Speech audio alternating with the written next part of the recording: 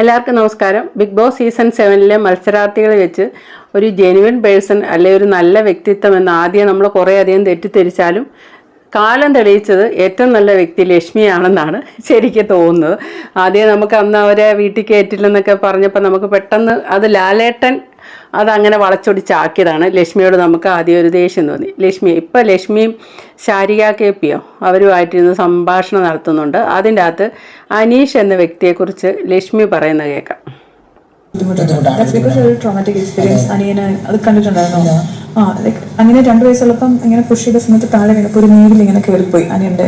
അത് സർജറി ചെയ്യേണ്ടി വന്നു. എല്ലാവരും അനിയനെ കാണാനൊക്കെ വരുമ്പോഴത്തേക്കും അയ്യോ നീ കാരണം ഇങ്ങനെ പറ്റില്ല അതിങ്ങനെ കേട്ട് കുറച്ച് നാൾ അപ്പൊ എന്തോ ആൾക്ക് ഇങ്ങോട്ട് സോഷ്യലൈസ് ചെയ്യാനൊരു ബുദ്ധിമുട്ടെന്നുള്ളൊരു കാര്യം ഫുള്ളുണ്ട്. ജയിലിൽ കിടക്കുമ്പോഴത്തേക്കോ മനസ്സിലായി. പക്ഷെ he is using it very wisely. ഒരു കോൺവെർസേഷൻ ആൾക്ക് പെട്ടെന്ന് ബിൽഡ് ചെയ്യാനൊക്കെ ബുദ്ധിമുട്ടാണ്. നോമിനേഷനും കാര്യങ്ങളൊക്കെ പുള്ളി നേരത്തെ ചിന്തിച്ച് പറയാനുള്ളതെല്ലാം സെറ്റ് ചെയ്ത് പഠിച്ചു വെച്ച് അതുകൊണ്ടാണ് ആ സോഫയുടെ അങ്ങേ അറ്റതിരിക്കുന്നത്. അവിടുന്ന് മാറ്റി ഇപ്പുറത്തോട്ട് എത്തിയാൽ വേറെ കാലം കേട്ട് കഴിഞ്ഞാൽ അത് കേട്ട് കഴിയുമ്പോഴത്തേക്കും അനീഷ് മറന്നുപോകും. അനീഷ് അവിടെ ഇരിക്കാൻ ചാവുന്നത് അതുകൊണ്ടാണ്. ഞാൻ വന്നു കഴിഞ്ഞ് ഫസ്റ്റ് ഞാൻ അവിടെ ഇരുന്ന് നോക്കിയായിരുന്നു, very first. Aneesh as usual പ്രശ്നമാക്കി. പക്ഷെ അവിടെ ബാൻഡ് പിന്നെ ആദ്യം നൂറേയും കയറിയെന്ന് വെച്ചാൽ അപ്പോൾ പുള്ളിക്ക് ആ പ്ലേസ് പോകുന്നതല്ല, ആ കോൺവെർസേഷൻ ബിൽഡ് ചെയ്തത് പോകുന്നുള്ളതാണ്. പിന്നെ വേറെയും എന്തെങ്കിലും കാര്യം ചെയ്യുന്നതിൻ്റെ ഇടയ്ക്ക് നമ്മൾ വേറൊരു കാര്യത്തിനെ കുറിച്ച് ചോദിച്ചാൽ ഞാനിത് ചെയ്യുവാണ്, കുറച്ച് കഴിഞ്ഞിട്ട് സംസാരിക്കാം. പിന്നെ കുറച്ച് ജഡ്ജ്മെന്റും കാര്യങ്ങളും കാണുമ്പോഴത്തേക്കും തന്നെ പുള്ളി ഇങ്ങനെ ആക്കി വെക്കും. അത് തെറ്റിന്നൊക്കെ പുള്ളിക്ക് ഇങ്ങനെ തെറ്റാണെന്നുള്ള അക്സെപ്റ്റ് ചെയ്യാനായിട്ട് പറ്റത്തില്ല, ബുദ്ധിമുട്ടാണ്. കുറെ മാറിയിട്ടുണ്ട്. കാരണം നമ്മള് പുള്ളിയുടെ ഗെയിം പ്ലാൻ അനുസരിച്ചുള്ള ബാക്കിയുള്ളവരൊക്കെയാണ്. പിന്നെ jail is also like one of the strategies. ജയിലിൽ ബാക്ക് ടു ബാക്ക് പൊക്കോണ്ടിരുന്നത് അത് അയ്യോ അത് എത്ര പറഞ്ഞിട്ട് ഞാൻ പോയ സമയത്ത് ഞാൻ പറഞ്ഞു ഇനിയെങ്കിലും നോമിനേറ്റ് ചെയ്യരുതെന്ന് പറഞ്ഞിട്ടുണ്ടായിരുന്നു. സെക്കൻഡ് ലാസ്റ്റ് ഡേ എൻ്റെ കൂടെ, അത് കഴിഞ്ഞിട്ടുള്ളത് അനുവിൻ്റെ കൂടെ ആയിരുന്നു. സോ എൻ്റെ കൂടെ ഉണ്ടായിരുന്നപ്പോൾ സെയിം ഡയലോഗാണ് പിന്നെ ഇങ്ങനെ റിപ്പീറ്റ് ചെയ്തിട്ട് ഇതാക്കുന്നത്. ഇതിൻ്റെ അകത്ത് ലക്ഷ്മി പറയുന്ന കാര്യം ഇതിന് മുന്നേ ഞാൻ പലപ്പോഴും ഒത്തിരിയും വട്ടം ഞാൻ പറഞ്ഞിട്ടുണ്ട്. അതായത് ബിഗ് ബോസ് എനിക്ക് ഇഷ്ടമാണ്, എനിക്കിവിടെ നിൽക്കണം, എനിക്കിവിടെ നിന്ന് പോകാൻ ഇഷ്ടമില്ല, ബിഗ് ബോസ് ഞാനിവിടെ ജീവിക്കുകയാണ്, ഇതൊക്കെ പറയുന്നെല്ലാം പൊളിച്ചെടുക്കാൻ വേണ്ടി നോക്കുന്ന ഷാനവാസിനെ നമ്മൾ കണ്ടിട്ടുണ്ട്. മുഴുവൻ ഗെയിം തന്ത്രമാണ്, നിന്റെ തന്ത്രങ്ങളാണ്. ഈ ഷാനവാസ് പുറത്തിറങ്ങിയ ഈ സത്യങ്ങൾ മനസ്സിലാക്കിയാൽ മതിയായിരുന്നു. അപ്പം അതേപോലെ തന്നെ അനീഷിനെതിരായിട്ട് സംസാരിക്കുന്നവരും പറയുന്നത് ഇത് മുഴുവൻ അയാളുടെ ലോക അടവാണ് അയാൾ ഇങ്ങനെ പറയും. പക്ഷെ അയാളുടെ ക്യാരക്ടറിൽ ഒരു മാറ്റം ഉണ്ടെന്ന് ഞാൻ പറഞ്ഞിട്ടുണ്ട്. അതിൻ്റെ കാര്യം എന്താണെന്ന് ചോദിച്ചാൽ ഈ ബാക്കിയുള്ള സെലിബ്രിറ്റീസ് ആയിട്ടുള്ള ജനങ്ങൾ മൊത്തം വർണ്ണപ്പെട്ടാർന്ന ഒരു വലിയ മായിക ലോകത്ത് താരങ്ങൾ, നക്ഷത്രങ്ങൾ അതുപോലെ അവർ ജീവിക്കുന്നത്. ഒത്തിരി പ്രഭാപൂരോ അങ്ങനെയൊക്കെ പറയുന്ന സംഭവത്തിന് മുന്നിൽ ക്യാമറയ്ക്ക് മുന്നിൽ നിന്നും ഒത്തിരി ആൾക്കാരുടെ ഇടയിൽ നിന്നൊക്കെ അവരെ കൊണ്ട് ഒരു കൂട്ടിൻ്റെ അകത്ത് പിടിച്ചിട്ട പോലെയാണ് ബിഗ് ബോസ് അവർക്ക്. അതുകൊണ്ട് അവരെ സംബന്ധിച്ച് ഫോണും ഒന്നുമില്ലാതെ ജീവിക്കുന്ന ആൾക്കാരെ കാണാതെയൊക്കെ കഴിയുന്ന, ഉദ്ഘാടനങ്ങളില്ല, സിനിമയില്ല, ഒന്നുമില്ലാതെ കഴിയുന്നതുകൊണ്ട് അവർക്ക് ഒരു ശ്വാസമുട്ടലുണ്ട്. എത്രയും വേഗം പുറത്തിറങ്ങുന്നതാണ് അവർക്കിഷ്ടം. അവരെയൊക്കെ പോലെ പിടിച്ചിരുന്ന ബുദ്ധിമുട്ട് അനുഭവിക്കുന്ന ഈ ഷോയുടെ തന്നെ ഉദ്ദേശം അതാണ്, ആരുമായിട്ട് ബന്ധമില്ലാതെ 3 മാസം കഴിയാന്നുള്ളത്. അവർക്കതൊരു ബുദ്ധിമുട്ട് തന്നെയാണ്. അത് നേരെ തിരിച്ച് ഈ അനീഷിൻ്റെ ഇത് വരുമ്പോൾ അനീഷ് ഒറിജിനലായിട്ട് തന്നെയാണ് ഈ ബിഗ് ബോസ് നിൽക്കണമെന്ന് ഇഷ്ടപ്പെടുന്നത്. കാര്യം അനീഷ് സ്വപ്നം പോലും കാണാത്ത ഒരു ലൈഫാണ് ബിഗ് ബോസ് കിട്ടിയത്. അനീഷ് ഇതിന് മുന്നേ ആൾക്കാരുമായിട്ട് ഒത്തിരി സംസാരിക്കാതെ ഒരു മുറിക്കുള്ളിൽ അടച്ചിരുന്ന് കഥ എഴുതുകയോ ഒക്കെ ചെയ്തു, അല്ലെ അച്ഛനെ ശുശ്രൂഷിച്ച് അങ്ങനെയൊക്കെ മുന്നോട്ട് പോകുന്നു. ആരുമായിട്ട് കോണ്ടാക്റ്റ് ഇല്ല, ഒരാളോട് സംസാരിക്കില്ല, നല്ലൊരു സുഹൃത്ത് തോളെ കൈയിട്ട് നടക്കാവുന്ന ഒരു സുഹൃത്ത് ബന്ധമില്ല, വൈഫാണ് ഡിവോഴ്സ് ആയിപ്പോയി. അങ്ങനെ സംസാരം തന്നെ വളരെ കുറവായ ഒരു മനുഷ്യൻ എടുത്തെറിയപ്പെട്ട പോലെ ഈ ഒരു ബിഗ് ബോസിൽ വന്നപ്പോൾ കുറേ അധികം സെലിബ്രിറ്റീസും കുറേ ഗെയിമും ബിഗ് ബോസിൻ്റെ ഭാഗമായിട്ട് ഓരോതും അങ്ങനെ ഓരോരോ ശീലങ്ങളും. ഇപ്പം രാവിലെ എഴുന്നേറ്റ് അതിൽ നടക്കാറുണ്ട് വാതിൽക്കൂടെ. ആ നടക്കുന്നത് ഭയങ്കര ഇഷ്ടമാണെന്ന് പറയുന്നു. സ്റ്റോർ റൂമിലോട്ട് അനീഷ് ആദ്യം എല്ലാവരും തള്ളി മാറ്റി ആദ്യം ഓടും. അതൊക്കെ അങ്ങേര് ഇഷ്ടപ്പെട്ട് ചെയ്തതാണ്, അത് തന്നെയാണ്. പക്ഷെ അതിൻ്റെ അകത്ത് ഒരഭിനയം കാണാൻ പറ്റുന്നില്ല. അത് എന്താ വെച്ചാൽ പുള്ളി എൻജോയ് ചെയ്യുന്നുണ്ട്. പുള്ളിക്ക് അതുവരെ നിഷിദ്ധമായിരുന്ന ഒരു ലൈഫാണ് ഇവിടെ കിട്ടിയത്.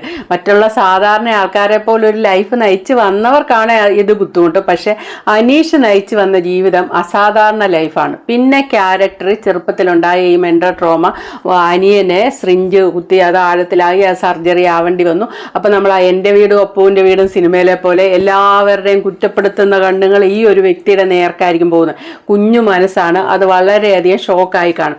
ഇപ്പം ഈ കഴിഞ്ഞ ദിവസം പറയുന്നുണ്ടായിരുന്നു, ഇവിടെ നിന്ന് ഇറങ്ങി ഇനി കപ്പ് കിട്ടിയാലും ഈ അനീഷ് അമിത ആഹ്ലാദം പ്രകടിപ്പിക്കുമെന്ന് നമ്മൾ വിചാരിക്കേണ്ട. പുള്ളി ആ ഒരു രീതിയാണ്. അപ്പം അങ്ങനെ വിന്നറായി പുറത്തിറങ്ങിയാലും പുള്ളി എയർപോർട്ടിൽ നേരെ പോവുകയില്ല. കാരണം ആൾക്കാർ മീഡിയ പെട്ടെന്ന് ചോദിച്ചാൽ ഉത്തരം പറയാൻ പറ്റിയില്ല. അതിപ്പോൾ ലക്ഷ്മിയും പറയുന്നുണ്ട്. പെട്ടെന്ന് പുള്ളി ഒരു കാര്യം ചെയ്തുകൊണ്ടിരിക്കുമ്പം ലക്ഷ്മിയാണ് ഇങ്ങനെ ഏറ്റവും ആ മത്സരാർത്ഥികളെ ഓരോ ഷാനവാസൊക്കെ വെറും ഫേക്കാണ്, ഒന്നും മനസ്സിലാക്കിയിട്ടില്ല അനീഷിനെ, ഒന്നും ABCD മനസ്സിലാക്കിയില്ല. ലക്ഷ്മി അനീഷിൻ്റെ കൂടെ ജയിലിൽ പോയിട്ട് അനീഷിനെ ഇവിടെ നമുക്ക് ആ കഴിവ് വേണം, അങ്ങോട്ട് സംസാരിച്ച് അയാളെ ഇങ്ങോട്ട് സംസാരിപ്പിച്ച് അയാളെ മനസ്സിലാക്കാനുള്ള കഴിവ് നമുക്ക് വേണം. അത് ലക്ഷ്മിക്കുണ്ട്. അതുകൊണ്ടാണ് ലക്ഷ്മി പറഞ്ഞത് ഇങ്ങേര് വല്ല പണി ഇപ്പം ചപ്പാത്തിക്ക് മാവ് കഴിക്കുകയാണ് അല്ലെ എന്തെങ്കിലും പണി ചെയ്തുകൊണ്ടിരിക്കും, വേറൊരു കാര്യം ചോദിച്ചാൽ പുള്ളി പറയും ഇതൊന്ന് കഴിയട്ടെ എന്നിട്ട് ഞാൻ പറയാം എന്നായിരുന്നു. ഒരേ സമയം എല്ലാം കൂടെ കൂടി സാധാരണ ആൾക്കാരെ പോലെ അനീഷിന് പറ്റുന്നില്ല. ഒരു പരിമിതികളുടെ രാജകുമാരനാണ്, കുറേയധികം പരിമിതികളുണ്ട്. അപ്പം എയർപോർട്ടിൽ വന്ന് മീഡിയ എല്ലാം കൂടെ ഒന്നിച്ചു വന്നിട്ട് നത്തേ കുത്തേ എന്ന് പറഞ്ഞ് ചോദിച്ചാൽ പുള്ളി ആകെ വണ്ടറടിച്ച് ഇങ്ങനെ നിൽക്കും. പുള്ളിക്കൊന്നും പറയാൻ പറ്റില്ലെന്ന് പുള്ളി കഴിഞ്ഞ ദിവസം പറയുന്നുണ്ട്. അതുകൊണ്ട് ഞാൻ തൃശ്ശൂർ ഇറങ്ങത്തില്ല എന്ന് പറയും. അപ്പം പിന്നെ ഇന്റർവ്യൂവിന് വിളിച്ചാലോ അത് ഞാൻ പറയും എന്നും അനീഷ് പറയുന്നുണ്ട്. അപ്പം അതിൻ്റെ അർത്ഥം എന്താ വെച്ചാൽ പിന്നെ ഇന്റർവ്യൂവിന് വിളിക്കുമ്പോൾ മാനസികമായിട്ട് തയ്യാറെടുക്കും. അപ്പോൾ ഇവിടെ ലക്ഷ്മി പറയുന്ന കേട്ടോ, ഒരു നോമിനേഷൻ ആണെങ്കിൽ ആ സോഫായുടെ അറ്റത്തിരിക്കുന്നതിന് നൂറയൊക്കെ എന്തായിരുന്നു വഴക്ക് പിടിച്ചത്, എന്തായിരുന്നു അങ്ങ് അത് കണ്ടിട്ട് പുറത്തുള്ള പ്രേക്ഷകരും അയാളുടെ സ്വഭാവം കണ്ടോ, അയാളുടെ നിർബന്ധ ബുദ്ധി, അയാളുടെ വാശി, അത് എന്നൊക്കെ പറഞ്ഞ് എല്ലാം ഗെയിമിൻ്റെ അതൊന്നും അല്ല. ആ ഒരു ഇതിക്കുമ്പോൾ അങ്ങേർക്കൊരു സുരക്ഷിതം തോന്നുന്നുണ്ട്. അപ്പുറത്തോട്ട് മാറിയ പുള്ളി പ്ലാൻ ചെയ്ത് തലച്ചോറി വെച്ചിരിക്കുന്നത് ഒരാളെ ജയിൽ നോമിനേഷൻ ആണെങ്കിലും പുറത്തേക്കാണേലും കുറേ വാചകങ്ങൾ പറയണമല്ലോ, അത് അട്ടിയായിട്ട് ഓർത്ത് വെച്ചിരിക്കുന്ന കാര്യം പുള്ളി മറന്നു പോകും. അപ്പറേ ആരെങ്കിലും ഒന്ന് സംസാരിക്കുകയോ സ്ഥലം മാറിയിരിക്കുകയോ ചെയ്താൽ അതൊക്കെ ഒരു പരിമിതികളാണ്. അത് ചെറുപ്പത്തിൽ വന്ന ചിലപ്പോൾ ഈ അനിയൻ്റെ ശരീരത്തിൽ ഈ സിറിഞ്ച് കുത്തി കയറിയപ്പം നാട്ടിൻപുറമാണല്ലോ അനീഷിൻ്റെയൊക്കെ. അപ്പം നാട്ടിൻപുറത്ത് വരുന്ന ആൾക്കാർ എന്തൊക്കെ പറഞ്ഞിട്ടുണ്ടായിരിക്കും എന്ന് നമുക്ക് പറയാൻ പറ്റില്ല. അപ്പം മെൻ്റൽ ഷോക്ക് വന്നിട്ടുണ്ടായിരിക്കാം. പിന്നെ നമ്മൾ അറിഞ്ഞു അത്യധികം ആഡംബരത്തോടെ നടത്തിയ കല്യാണം, അതും ഡിവോഴ്സായി. അപ്പോൾ അതിൽ നിന്നും ഒരു ഷോക്ക് വന്ന് കാണാം. ഒരുപക്ഷെ ഡിവോഴ്സ് ആയത് ആ പെൺകുട്ടിയും ഈ പുള്ളിയുടെ ഇങ്ങനത്തെ ചില വിചിത്ര സ്വഭാവങ്ങളുണ്ടല്ലോ അതിൽ നിന്നാണ്. പക്ഷേ എങ്കിൽ ഈ ഷോയിൽ വന്നിട്ട് ആൾക്കാരുമായിട്ട് ഇടപെട്ട് ശരിക്കും പറഞ്ഞ ഒരു കൗൺസിലിംഗ് പോലെ അനീഷിന് ഈ ഒരു ഷോ ഒരു ടേണിംഗ് പോയിന്റ് ആയി ലൈഫിലെ. കാരണം അനീഷിനെ വേറൊരു വ്യക്തിയായിട്ടൊന്ന് വാർത്തെടുക്കാൻ ഒരു കൗൺസിലിങ്ങിനോ അല്ലെ എവിടെയെങ്കിലും പോയി താമസിപ്പിച്ച് ഒരു കോച്ചിങ് കഴിഞ്ഞ പോലെ ഒരു അനുഭവം അനീഷിനുണ്ടായിട്ടുണ്ട്. കാരണം ഓരോ ക്യാരക്ടർ ഇപ്പം ഷാനവാസ് ഫേക്ക് ആണെങ്കിലും സ്നേഹം പ്രകടിപ്പിച്ച് തോളെ കൈയിട്ട് ചേർത്ത് പിടിച്ച് പല കാര്യങ്ങളും ചെയ്ത് അഭിനയത്തിൻ്റെ ഉസ്താദായതുകൊണ്ട് അങ്ങനെ അഭിനയം കാഴ്ചവെച്ചിട്ടുണ്ട് ഷാനവാസ്. ഇപ്പം എനിക്കങ്ങനെയാണ് തോന്നുന്നത്. കഴിഞ്ഞ ദിവസമൊക്കെ ഇരുന്ന് അനീഷിനെ കുറ്റം പറയുന്നത് കേട്ടിട്ടാണ് ഞാനത് പറഞ്ഞത്. അപ്പോൾ അതിലൊക്കെ വിശ്വസിച്ചപ്പോൾ അതിങ്ങനൊരു ലോകം, ഇങ്ങനൊരു ഫ്രണ്ട് എന്നൊക്കെ പറഞ്ഞാൽ അത്. പിന്നെ അനിമോളാണേലും ഫേക്ക് തന്നെയായിരുന്നു, ചുമ്മാ അഭിനയം കാഴ്ചവെച്ച് കുറേ കോപ്രായങ്ങളൊക്കെ കാണിച്ചു. പിന്നെ അത് തന്നെയല്ല അനീഷ് പറയുന്നൊരു വാചകത്തിലൊരു സത്യം കിടപ്പുണ്ട്. അനിമോൾ മേക്കപ്പ് ചെയ്ത് കൊടുത്തപ്പം അനിമോൾ തന്നെ പറയുന്നുണ്ട്, ചേട്ടൻ എൻ്റെ കണ്ണുകളിലേക്ക് നോക്കുന്നത് കണ്ടപ്പോൾ ചേട്ടൻ എന്നോട് എന്തോ ഒരു ഇഷ്ടം തോന്നി എന്ന് എനിക്ക് മനസ്സിലായെന്ന് അനിമോൾ അന്ന് ആ ടാസ്കിൻ്റെ ഇടയിൽ പറയുന്നുണ്ട്. അപ്പോൾ അത് അന്ന് അനിമോൾ അത്രയും ഇൻറ്റിമസി, അത്രയും അടുത്ത് നിന്ന് മുഖത്ത് മേക്കപ്പ് ഇട്ട് കൊടുക്കുക ആ ഒരു അനുഭവമൊക്കെ ഈ അനീഷ് എന്ന വ്യക്തിക്ക് ജീവിതത്തിൽ ആദ്യമായിട്ട് കിട്ടുന്നതായിരിക്കാം. അതുകൊണ്ടായിരിക്കും അത്രയും അടുപ്പത്തോടെയും സ്നേഹത്തോടെയും കരുതലോടെയൊക്കെ ആയിട്ടാണ് അനിമോൾ മേക്കപ്പ് ഇട്ട് കൊടുത്തത്. അപ്പോൾ അത് കണ്ടപ്പം അനിമോളോടൊരു താല്പര്യം, അതെല്ലാം ജീവിതത്തിൻ്റെ പുതിയ അനുഭവമാണ്. ജിസേലിനോടും അങ്ങനത്തെ ഒരു ജിസേലും ഈ കണ്ണാന്തുമ്പി പാടുകയും അടുക്കളയിൽ പാത്രം കഴുകാൻ വേണ്ടി കൂടെ നിൽക്കുകയും ഡാൻസ് പഠിപ്പിക്കുക, അതൊക്കെ അനീഷ് ചെയ്യുന്ന കാണുമ്പോൾ തന്നെ നമുക്കറിയാം അനീഷിന് ഇതെല്ലാം പുതിയ അനുഭവമാണ്. അന്ന് അനീഷ് ജിസേൽ പഠിപ്പിച്ചു കൊടുക്കുന്ന ഡാൻസ് ചെയ്യുന്ന എനിക്ക് ഞെട്ടൽ വന്നത് എന്താണെന്ന് വെച്ചാൽ അനീഷ് ഒരു പരുക്കനായ വ്യക്തി, ആ പരുക്കനായ വ്യക്തി എങ്ങനെ ഇങ്ങനെ ജിസേലിന് ചെയ്യാൻ സാധിച്ചു എന്ന് തോന്നും. കാരണം അത് അപ്പോൾ വഴങ്ങുകയല്ല, എന്നെ വഴങ്ങാൻ പോലും നിൽക്കാത്ത ആൾക്കാരെ ഒടിക്കുക എന്ന് പറയല്ലേ, അങ്ങനെ വഴങ്ങാത്ത ആൾക്കാരെ ഒടിച്ചതാണ് ജിസേൽ. അതിലൂടെ നല്ല പോലെ സ്വഭാവം മാറിയിട്ടുണ്ട് അനീഷിൻ്റെ. അനീഷ് യഥാർത്ഥത്തിലാണ്, എനിക്ക് തോന്നുന്നില്ല ഇതൊന്നും ഗെയിമാന്ന്. ഗെയിമല്ല, ചെറുപ്പത്തിലുണ്ടായ ചില കാര്യങ്ങളുടെ ഭാഗമായിട്ട് എല്ലാ വിഷയത്തിലും ഒരു പരിമിതി വെച്ച് ഒരു കൂടുണ്ടാക്കി അതിനുള്ളിൽ ഒളിച്ചിരിക്കുന്ന ഒരു ക്യാരക്ടർ പോലെ ഒന്നും. അപ്പോൾ ഇതെടുത്തെറിയപ്പെട്ട ഇങ്ങനത്തെ ഒരു ലോകത്തേക്ക് പുള്ളിയുടെ സ്വഭാവമായിട്ട് നേരെ ഓപ്പോസിറ്റ് ഒരു ഒരു സ്ഥലത്ത് വന്ന് വിട്ടു. അവിടുന്ന് പുള്ളി അത് എൻജോയ് ചെയ്ത് സന്തോഷിച്ചു തുടങ്ങി. അതൊക്കെയാണ് എനിക്ക് മനസ്സിലാവുന്നത് കേട്ടോ. പിന്നെ ഇനി അടുത്ത എന്താണെന്നറിയാം, അപ്പാനി ഇരുന്ന് പറയുന്നു ശൈത്യയുടെ എല്ലാ പേരുദോഷവും പുറത്തുള്ള കട്ടപ്പ എന്നുള്ള പേരും എല്ലാം മാറി ശൈത്യ നീ ഡീസൻ്റ് ആയിരുന്നു. അപ്പോൾ അതിനു വേണ്ടിയായിരുന്നു ഈ ഷോ എല്ലാം നടത്തി ഇവർ കാട്ടിക്കുട്ടിയത്. പുറത്തിറങ്ങുമ്പോൾ മാറിയല്ലോ എന്ന് ശൈത്യം മനസ്സിലാക്കട്ടെ. എല്ലാം ക്ലിയർ ആണല്ലോ. ഇപ്പൊ ശൈത്യമായിട്ടുള്ള പ്രശ്നമൊക്കെ സോൾവ് ആയിരിക്കുക. ഇനിയിപ്പോൾ അതും മാറും, ആ ഒരു നെഗറ്റീവും കാര്യങ്ങളൊക്കെ മാറിക്കാണും. പിന്നെ ആ ശത്രുക്കളായിരുന്ന മിത്രങ്ങളായല്ലോ.